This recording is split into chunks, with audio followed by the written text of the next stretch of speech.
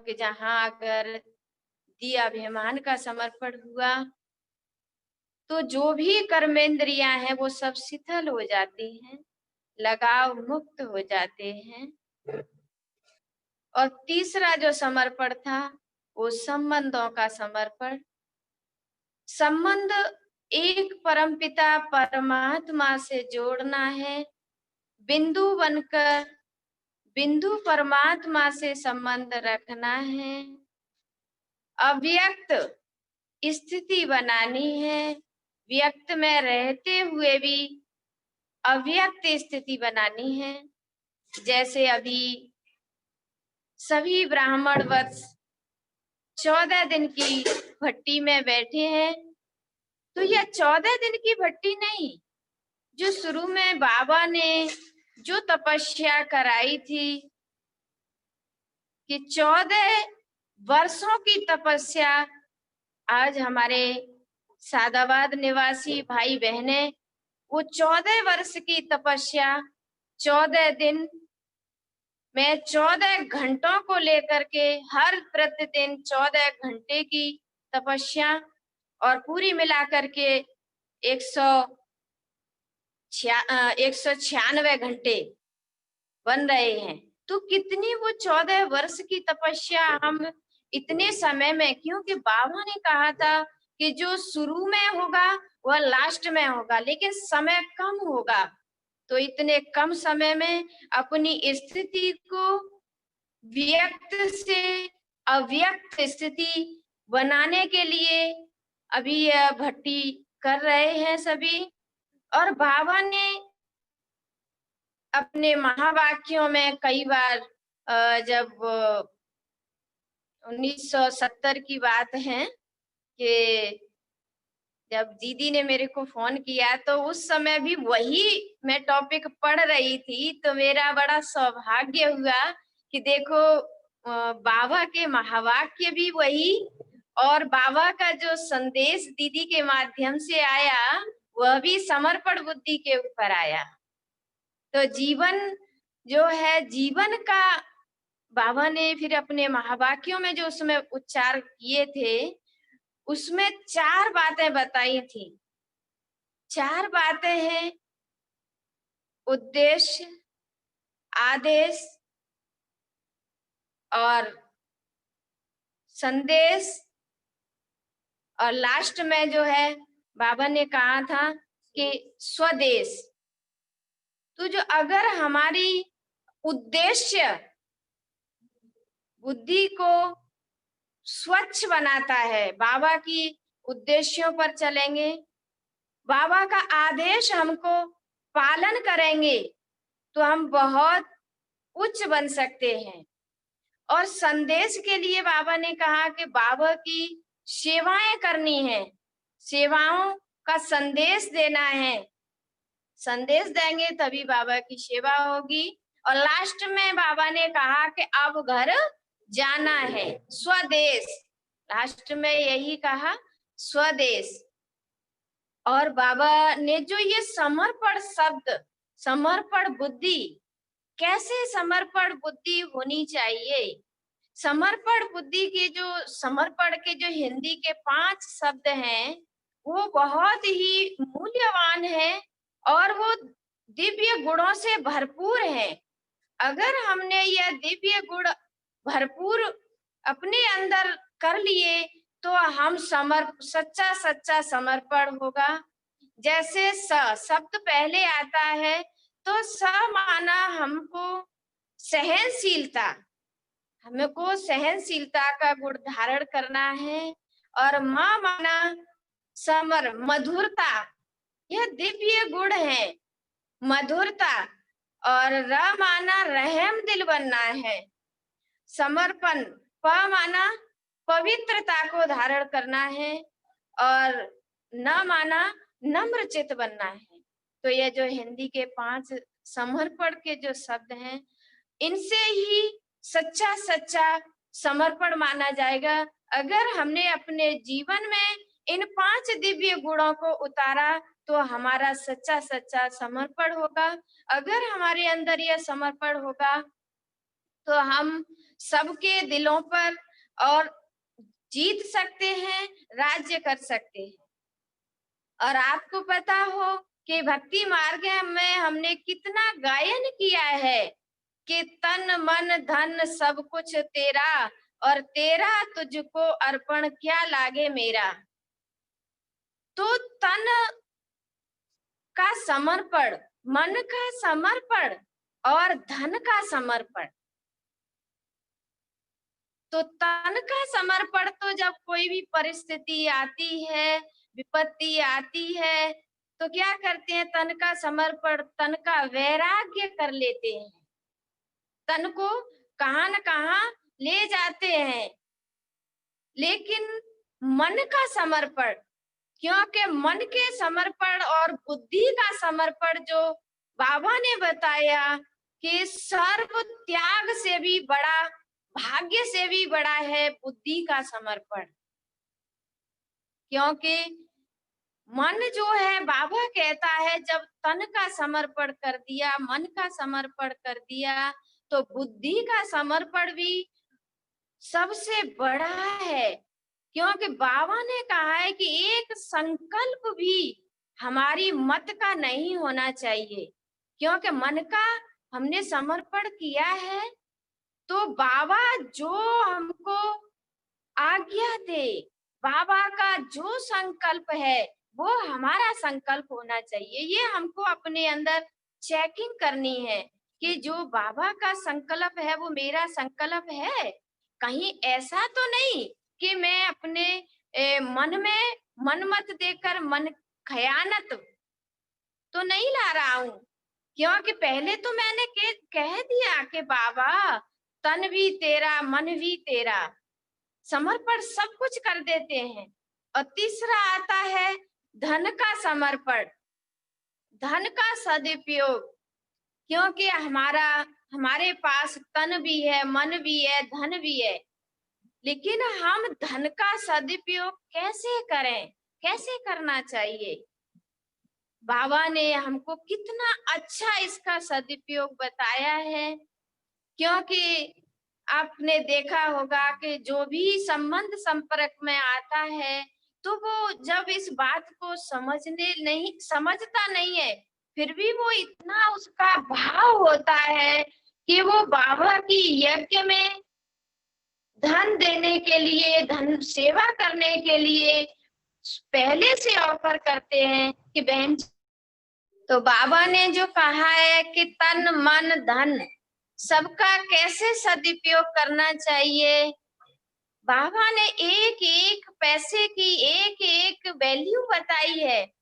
कि जैसे अमीर अगर 1000 रुपये भी बाबा की यज्ञ में लगाता है और गरीब 1 रुपया लगाता है, तो उसका बाबा ने इक्वल किया है, बराबर किया है। तो कैसे लगाना है? कितने भी गरीब से गरीब हों, लेकिन फिर भी बाबा ने उसका कितने अच्छा तरीका बताया है।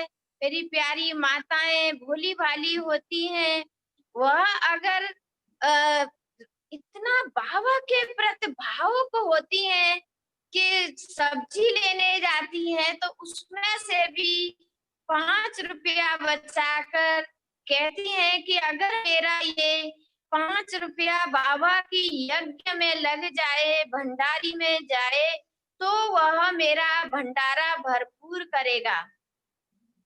तो इस प्रकार हमको बाबा को हर प्रकार से समर्पण करना है। तन का समर्पण, मन का समर्पण, धन का समर्पण। क्योंकि ये बहुत ही आप देख रहे हैं, कोरोना काल का समय चल रहा है, और ऐसे समय पर पहले से ही ऑफर कर रहे हैं। अभी तो इतना कर रहे हैं कि बहन जी हमारा भी घर लेकर आप सेवा करो। तो हम बाबा के बच्चों को कितना न ध्यान पर होना चाहिए कि अभी हम जो बाबा के प्रति लगाएंगे, वही हमको बाबा सतयुग की जो राजधानी बना रहा है, उसी के एवज में हमको उसका पद और जो सुख सुविधाएं, जो साधन मिलेंगे, यहाँ पर करने से मिलेंगे। क्योंकि हमने अगर यहाँ किया तो सतयुग में मिलेगा। और बाबा जो है समर्पण के लिए कितना कहते हैं कि हमको समर्पण किस किस बात का करना है। आप अभी यह ना समझे कि दीदियां ही समर्पण होती हैं। हम घर गृहस्थ में रहने वाले भी समर्पण है। वो कैसा समर्पण कि हम अपना घर का कारोबार करते हुए भी, अपनी स्थिति को व्यक्त में रहते हुए भी अव्यक्त बनानी है। जैसे ब्रह्मा बाबा को देखो कि ब्रह्मा बाबा ने कितना धक से सब कुछ समर्पण किया। बाबा के पास तन मन धन सब कुछ एक धक से क्यों किया बाबा ने इसलिए किया कि जैसे धक से बाबा ने समर्पण किया तो शिव बाबा ने भी उनको धक से राजाई का श्री कृष्ण का रूप दिया, श्री कृष्ण बना दिया। तो हम सभी भी उस कृष्ण जैसा, उस राधे जैसा बनना चाहते हैं ना। तो अगर बनना चाहते हैं तो हम भी बाबा को समर्पण करने में देरी ना करें, क्योंकि यह विनाश काल का समय चल रहा है। और ऐसे विनाश काल के समय में हमको एक एक संकल्प, श्वास हमको सब सफल करना है, क्योंकि संकल्प भी हमारा व्यर्थ नहीं जाना चाहिए। हम चेकिंग करते रहे अपनी कि जो हम संकल्प कर रहे हैं क्या वह बाबा ने जो कहा है वही संकल्प है, या फिर कुछ उसमें मनमत मिक्स तो नहीं हो रही है। अगर मनमत मिक्स होगी तो सफलता नहीं मिल पाएगी। और बाबा ने कई बार कहा है कि अगर हमने सफलता को पाना है तो बाबा के आदेश का पालन करना है, बाबा के जो उद्देश्य है उसको पूरा करना है। अगर हम बाबा के आदेश का पालन करेंगे तो पुरुषार्थ में सफलता मिलेगी। वरना हमारा पुरुषार्थ, अगर हमने बाबा के आदेश का पालन नहीं किया तो समझा जाएगा कि बाबा के जो महावाक्य है उद्देश्यों का पालन नहीं किया, आदेश का पालन नहीं किया, तो ढीले पुरुषार्थ के उसमें लिस्ट में नाम आ जाएगा कि पुरुषार्थ ढीला है। तो हमको कैसा पुरुषार्थ करना है? तीव्र पुरुषार्थ करना है।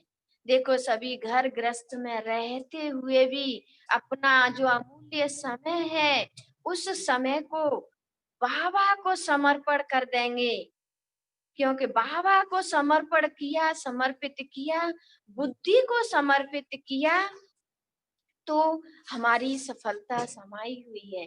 क्योंकि बाबा इधर उधर कहता है ना कि बुद्धि, जैसे आप सोचो कि कोई भी हम अच्छा कार्य करते हैं तो उसमें विघ्न भी जरूर आता है, और विघ्न आता है तो वो एक सागर की लहरों की तरह है, वो हमेशा के लिए नहीं आया है।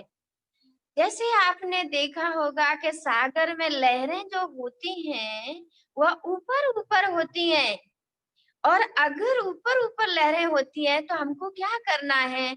जैसे अभी हम तपस्या कर रहे हैं, अभी हम भट्टी कर रहे हैं, तो भट्टी कर रहे हैं तो वो सागर की गहराई में जा रहे हैं, और सागर की गहराई में जाने जाएंगे तो जो शांत होता है, ऊपर ऊपर लहरें होती हैं, बाकी सागर के अंदर शांत होता है, और उसमें रतन भी होते हैं, उसमें प्राप्ति भी होती है। तो क्या करना है? जब भी कोई परिस्थिति आए तो हमको क्या करना है? उस गहराई में, सागर की गहराई में चले जाना है और वहां से रतन लाने हैं। समर्पित बुद्धि अर्थात निश्चय बुद्धि अर्थात विजयंती, क्योंकि अगर बुद्धि हमारी समर्पित होगी तो निश्चय बुद्धि, समर्पित बुद्धि और विपरीत बुद्धि माना बिन शांति, क्योंकि अगर हमारी बुद्धि समर्पित है तो विजय हमारी अवश्य होनी है, और विपरीत बुद्धि है तो बिन शांति माना विनाश होगा। इसलिए बाबा कहता है अनेक प्रकार से हम समर्पित कर सकते हैं, तन का समर्पित, बुद्धि का समर्पित और धन का समर्पित, अनेक प्रकार से समर्पित कर सकते हैं। इस प्रकार अपने जीवन को हमको व्यक्त से अव्यक्त में लेके ही आना है। और बहुत अच्छा लग रहा है कि दीदी ने इतना सुंदर कार्यक्रम जो रखा है, भट्टी का कार्यक्रम, और यह हमेशा हमको संपूर्ण बनाने के लिए है। और संपूर्ण बनना है तो जब तक संपूर्ण नहीं बन सकते हैं तब तक हमारी बुद्धि समर्पित नहीं होगी। समर्पण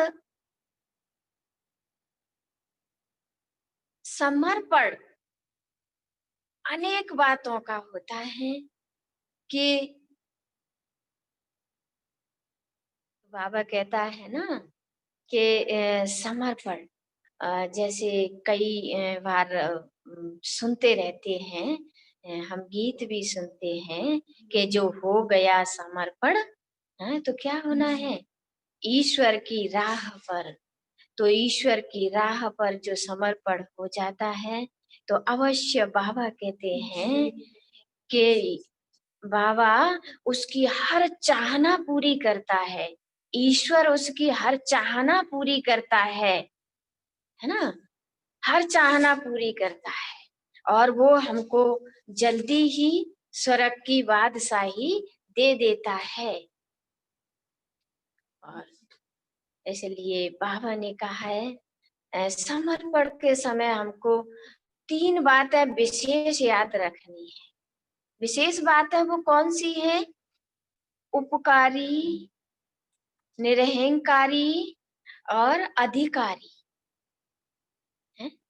उपकारी, अधिकारी, बाबा ने कहा है ना सारे अधिकार है?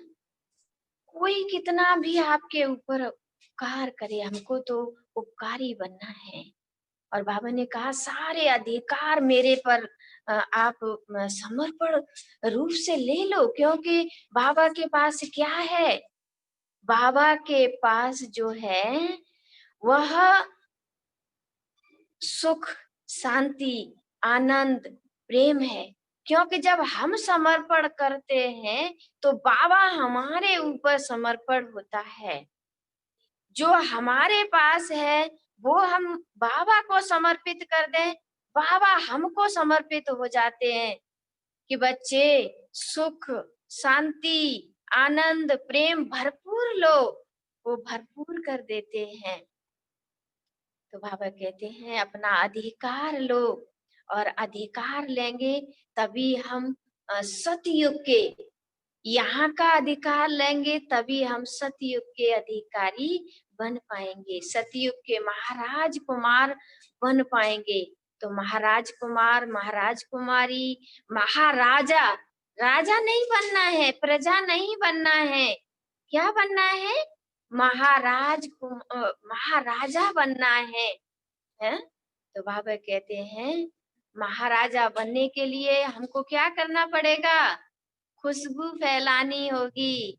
आपने देखा है कि अगरबत्ती में कितनी खुशबू होती है, और एक अगरबत्ती सारे हॉल को खुशबूदार बना देती है। तो बाबा भी हर बच्चे से, हर फूल से यही उम्मीद करते हैं कि मेरा बच्चा ऐसा खुशबूदार फूल बने, ऐसा समर्पण बुद्धि बने, जो कि उसकी खुशबू पूरे विश्व में फैले, और पूरे विश्व में अपनी खुशबू से नाम रोशन करे मेरा। तो ऐसा सरेंडर बुद्धि बनना है, क्योंकि सरेंडर बुद्धि होंगे तभी हम बाबा को प्रत्यक्ष कर सकते हैं। सरेंडर भी किस किस में बनना है? हैं? जैसे समर्पण जो शब्द दिया है, तो हमको वो समर्पण शब्द का विशेष अपने बुद्धि में, अपने बुद्धि को स्वच्छ बनाने में हमको करना है। हर कब हम दर्शनीय मूर्त बनेंगे? जब बुद्धि समर्पित होगी। और साक्षात्कार भी हम तभी करा सकते हैं जब बुद्धि समर्पित होगी। जैसे बुद्धि के ऊपर एक मेरे को बहुत सुंदर वो विचार आ रहा था कि हम जब कहीं किसी भी रास्ते में जाते हैं और रास्ता भटक जाएं, तो क्या कहते हैं, बुद्धि उसे स्वीकार नहीं करती है। एक से पूछेगी, फिर उसे डाउट होगा कि पता नहीं सही है या गलत है। फिर वो थोड़ा-सा शांत होगी, फिर आगे चलेंगे, फिर पूछेंगे कि भाई ये रास्ता कहाँ के लिए जा रहा है? जिस स्थान पर पहुँचना है हमको, उस स्थान के लिए फिर पूछते रहेंगे। फिर जब 2-4 से पक्का होगा, तब कहेंगे कि हाँ, अभी ये पक्का हुआ कि जाना है। तो ऐसे ही बाबा कहता है कि हमको पूरा समर्पित बुद्धि माना ड्रामा पर, है ना? ड्रामा पर अटल रहना है। समर्पण बुद्धि माना ड्रामा, जो हो रहा है, जो हुआ, जो होगा, वह बहुत अच्छा होगा। जैसे अभी ये समय आया, कोरोना काल का समय आया, तो इसमें देखो कितना अच्छा हुआ कि जो सेवा नहीं हो पा रही थी, अब उसके ऑनलाइन माध्यम से कितने लोगों तक यह संदेश पहुंच रहा है। जैसे बाबा जब अव्यक्त हुए थे, तो कई भाई-बहने बाबा को इतना ब्रह्मा बाबा को इतना वो समर्पित थे, जो कि बाबा के जाने के बाद उनको ऐसा लग रहा था कि अब क्या होगा? तो बाबा ने ही तुरंत फिर अपने अव्यक्त महावाक्यों में कहा कि बच्चों 2 मंत्र याद रखो, मनमना भव और मध्याजी भव। 2 मंत्र क्यों दिए थे? क्योंकि हम बाबा को, ब्रह्मा बाबा को न याद करके किसको मन में याद रखें? शिव बाबा को याद रखें। मनमना भव, मध्याजी भव, तभी हम सतयुग के महाराज कुमार बन सकते हैं। क्योंकि जब हम जो विष्णु कुल के बन सकते हैं, जब हम मध्याजी भव रहेंगे। तो ऐसा ड्रामा पर अटल रहना है, तो ऐसा समर्पण बुद्धि बनना है। मेरे प्यारे भाइयों और बहनों, यह जो अभी आदरणीय दीदी जी के माध्यम से यह जो कार्यक्रम बहुत लोग देख रहे हैं और देख रहे हैं तो इसका लाभ ले रहे हैं। अभी एकत्रित करते तो उसमें धन और तन और मन, तन से गाड़ी से चलकर आना पड़ता और मन से भी आना पड़ता और धन भी खर्च होता। अगर यह कितनी इकोनॉमी है हमारे पास धन की, कि हमारा जो धन अभी बच रहा है, उस धन की इकोनॉमी को अपनी बुद्धि में समर्पण कर बाबा के प्रति लगाएंगे, तो कितना हमारा भाग्य जमा होगा। जैसे आपने देखा अभी जो हमारे जानकी दादी जी थे, तो उनका एक ही संकल्प था, हम सुन रहे थे उनका, तो एक संकल्प था उनका कि जब मेरे तन से प्राण निकले, जब आत्मा इस शरीर से जाए, तो जब जाए तो ऐसा समय हो कि मेरे पीछे एक पाई भी खर्च नहीं हो। इतना इकोनॉमी, क्योंकि दादी चाहते तो ऐसे समय पर दादी ने शरीर छोड़ा जिस समय पूरा लॉकडाउन था। नहीं तो देखो कि बाबा की यज्ञ का, जब दादी का सुन करके कोई भी नहीं रुकता और बाबा की यज्ञ का कितना करोड़ों खर्चा होता, तो बाबा दादी ने कितनी इकोनॉमी धन की थी कि जो अपने ऊपर न खर्च करा करके वो बाबा की यज्ञ में खर्च कराया, तो वो तो अवश्य ही विश्व महाराजन बनेंगे और कृष्ण के साथी बनेंगे। तो प्यारे भाइयों और बहनों, हम भी वो कर सकते हैं। हम भी, क्योंकि इसमें एक संकल्प शक्ति की बात होती है कि जो बाबा को हमने संकल्प और श्वास समर्पण किया है, तो उस पर अगर हम खरे उतरेंगे तो हम भी ऐसा कर सकते हैं। एक संकल्प किया कि बाबा, जो ये धन है ना मेरे पास भले 100 रुपया है, लेकिन अगर मैं बाबा के यज्ञ में इनको सफल करूंगी तो अवश्य मेरा पद भविष्य आने वाली सतयुगी दुनिया में ऊंचा होगा। क्योंकि यहाँ जो करते हैं उसी का फल हमको वहां मिलता है। जैसे अभी हम बाबा के मिलन में जाते हैं तो कुछ ना कुछ बाबा की यज्ञ के लिए लेकर जाते हैं।